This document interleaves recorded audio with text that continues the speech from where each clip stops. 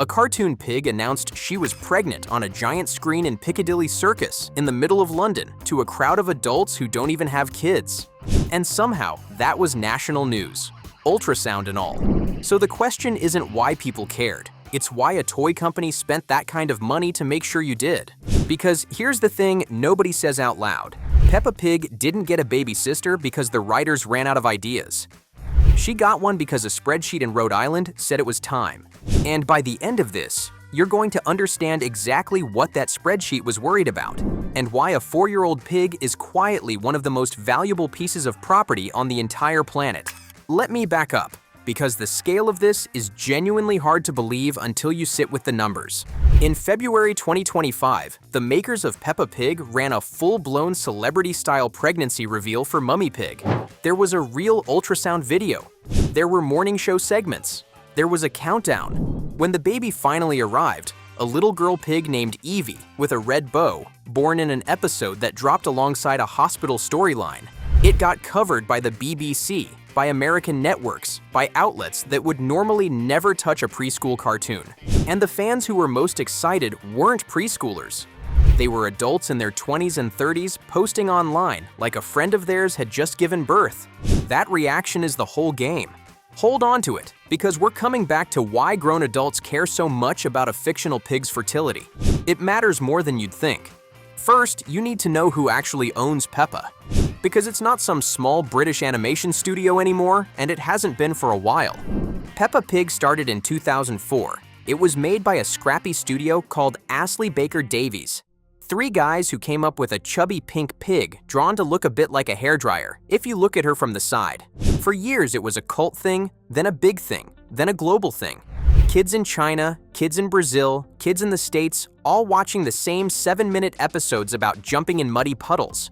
The show got so big in China that at one point, the government's own media took a swipe at it because young people had started using Peppa as an ironic symbol of, roughly, slacker culture. When your kid's cartoon becomes a political talking point in a country of over 1 billion people, you are no longer a small show. Then the money moved in.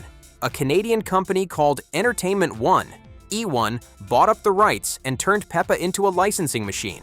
Toys, clothes, theme park areas, video games, toothbrushes, yogurt, every conceivable object a small child might point at in a shop. And then, in 2019, the American toy giant Hasbro bought Entertainment One for around $4 billion. $4 billion. The same company that makes Monopoly and Nerf and Transformers now owned a cartoon pig. And a huge chunk of the reason Hasbro paid that much was Peppa herself. She wasn't a bonus in the deal. In a lot of ways, she was the deal. So now think like Hasbro for a second, because this is where it gets interesting. You've just spent billions on a preschool brand.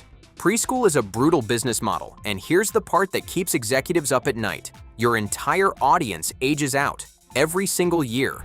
A 3-year-old obsessed with Peppa is, by 6 or 7, embarrassed to be seen with anything pink and piggy. That kid moves on. They always move on. Which means a preschool brand isn't like a normal show where you build a loyal audience that grows up with you. It's a bucket with a hole in the bottom. You are constantly, permanently losing your customers, and your only hope is that a fresh wave of 2-year-olds is walking in the front door at the same rate. That's the real anxiety underneath everything we're talking about. Not, how do we make a fun new character? It's, how do we keep this bucket full when it drains itself every year on purpose?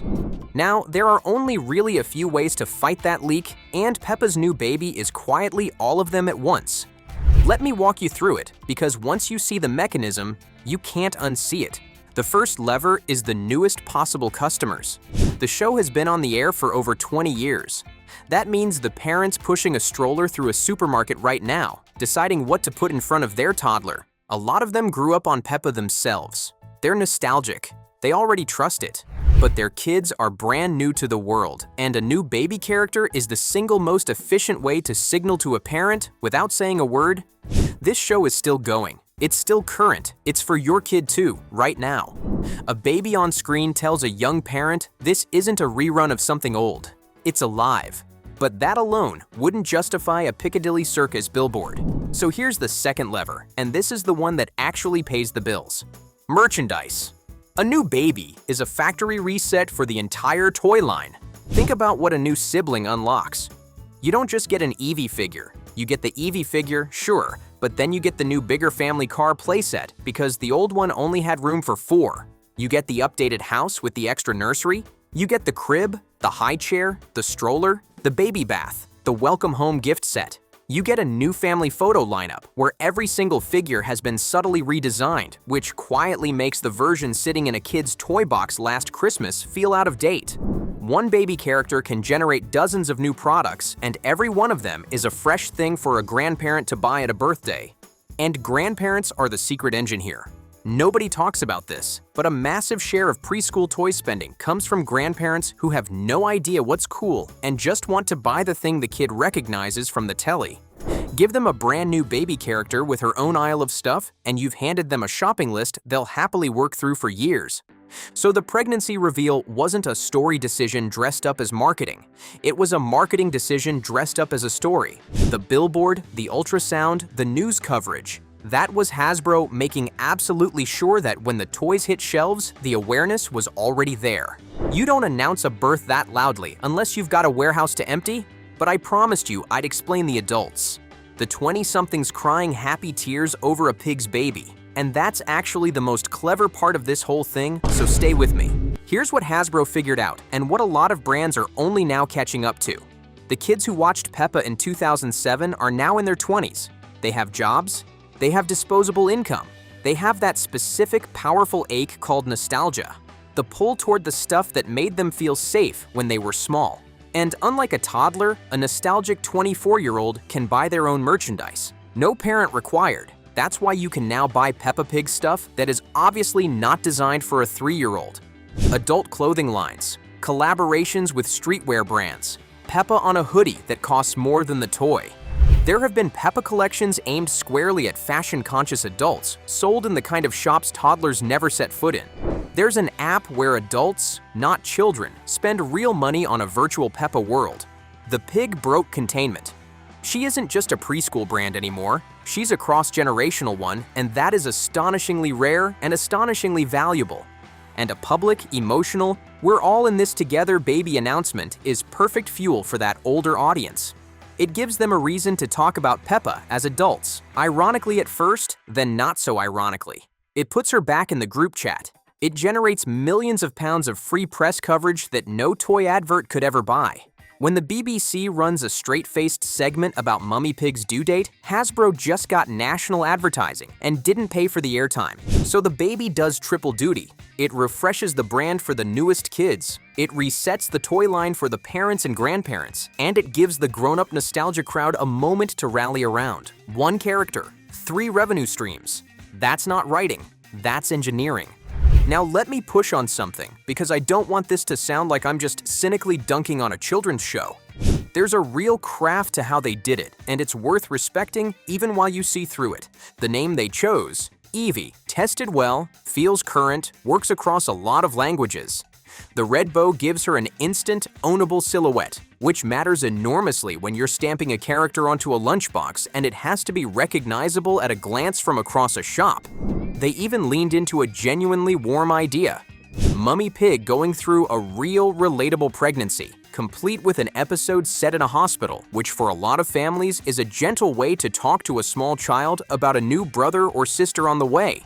That's not nothing. Plenty of parents genuinely use those episodes as a teaching tool. The commerce and the sincerity can both be true at the same time. That's what makes it work. If it were purely cynical, kids would smell it. Kids are ruthless. They only stay if the story actually lands. But here's the detail that gives the whole strategy away, and it's my favorite part. This is not the first time. Peppa already had a baby brother, George, from the very beginning. 2-year-old George with his dinosaur crying, "Dine-saw." So the show already had a baby. Adding a third child wasn't about the story needing one. The story was fine. It was about the brand needing a new one.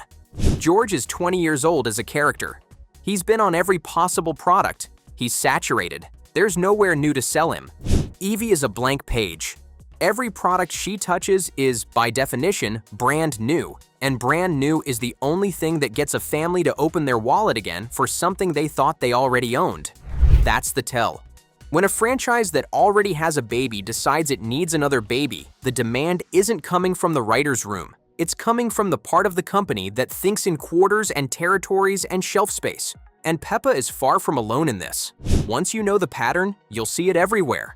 Long-running brands constantly introduce new younger characters right at the moment their core cast starts to feel familiar, because a new character is the cleanest way to justify a whole new wave of product without changing the thing people already love. Cartoons do it. Toy lines do it. It's the same instinct as a phone company releasing a slightly different model every year. You don't need it. The whole system is designed to make you feel like you might. There's an even bigger picture behind all of this, and it explains why Hasbro is leaning so hard on Peppa specifically right now. Toys, as a business, have been having a rough time. Kids are handed tablets younger and younger. The years a child spends actually playing with physical toys have been shrinking. Screens are eating playtime. So for a toy company, the most precious thing in the world is a character kids will still beg for in a physical form. Something they want to hold, not just watch. And preschoolers are the last big holdout, because you generally don't hand a 2-year-old an unlimited iPad and walk away. That age group still plays with real objects, which makes a dominant, trusted preschool brand like Peppa disproportionately valuable, precisely because it reaches kids before the screen fully takes over. So Hasbro isn't just protecting a cartoon, it's protecting a beachhead. Peppa is one of the last reliable ways to get a physical toy into a modern child's hands, and everything about that new baby, the timing, the noise, the merch flood, is about defending that ground while they still can. There's also the international angle, which is where the really big money hides. Peppa is enormous outside her home country. She's a genuine phenomenon in China, in Latin America, across Europe. A new baby is a globally translatable event. You don't need to explain a baby. Every culture on Earth understands a family welcoming a new child. That universality is exactly why it makes such good business sense. A joke might not travel. A birth always does. So one announcement, one character, rolls out across dozens of markets and hundreds of millions of potential little customers, all at once, all understanding it instantly. And this is the loop closing, so let me bring it back to where we started.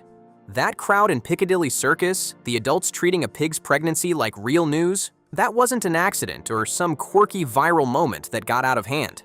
That was the plan working exactly as designed. Hasbro needed the world to notice, needed the shelves cleared, needed the newest parents to feel the brand was current, needed the grandparents to have a shopping list, and needed the nostalgic 20-somethings to make it a cultural moment for free. A baby did all of that in one move. So the real reason Peppa got a new baby isn't sweet, and it isn't sinister either. It's just enormous, patient, and clever. A $4 billion brand facing the one problem it can never fully solve. An audience that dumps itself out every single year. Reached for the oldest trick in the family franchise book. When your customers keep aging out of loving you, you don't chase them. You make something new for the ones just arriving. And you make a lot of noise about it, so that even the people who left feel a little tug to come back. Evie the pig is going to be on toothbrushes and lunchboxes and hoodies for the next 20 years. She'll star in the playsets, headline the birthday aisle, and eventually, mark my words, when she starts to feel a bit familiar too, there'll be a cousin or a new neighbor or another little bundle on the way, and the news will cover that one just the same. Because that's how the bucket stays full. That's the whole trick. It never really ends. It just gets a new bow. Here's what I keep turning over though, and I want to hear where you land on it. There's a version of this that's a bit gross. A company manufacturing a moment to move product to toddlers. And there's a version that's honestly kind of lovely. Millions of families around the world getting a shared, gentle story about a new baby coming home. At the exact moment, a lot of those families are living that themselves. I genuinely think it's both. So tell me in the comments, when you found out about Peppa's new baby, did you feel the marketing or did you feel the warmth? And be honest, did it work on you anyway? Because if you felt anything at all, even a flicker, then somewhere in Rhode Island, a spreadsheet just smiled.